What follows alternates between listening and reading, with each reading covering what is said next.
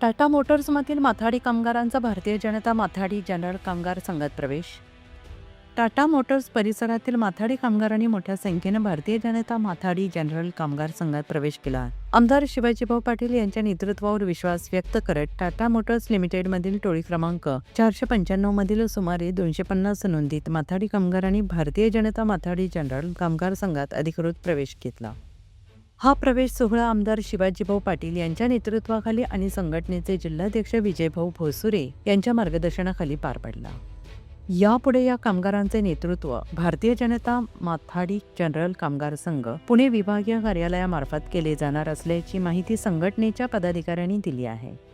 यापूर्वी या कामगारांचे नेतृत्व महाराष्ट्र राज्य माथाडी आणि जनरल कामगार युनियन करत होती. मात्र त्या संघटनेच्या कथित मनमानी कारभाराला कंटाळून मोठ्या संख्येनं माथाडी कामगारांनी संघटना बदलण्याचा निर्णय घेतल्याचं कामगारांनी सांगितलं आहे.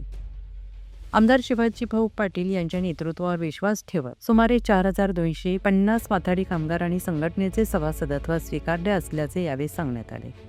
यावेळी जिल्हाध्यक्ष विजयभाऊ भोसरे यांनी उपस्थित कामगारांना संबोधित करताना सांगितले, कामगारांवर कोणताही अन्याय होऊ दिला जाणार नाही.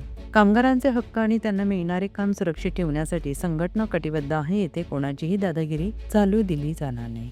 कामगारांच्या समस्या सोडवण्यासाठी संघटना नेहमी त्यांच्या पाठीशी उभी राहील. या प्रवेशामुळे टाटा मोटर्स परिसरातील माथाडी कामगारांच्या संघटनेबद्दल नव्या अपेक्षा निर्माण झाल्या असून पुढील काळात कामगारांच्या प्रश्नांवर संघटना अधिक प्रभावीपणे काम करेल असा विश्वास व्यक्त करण्यात आला आहे.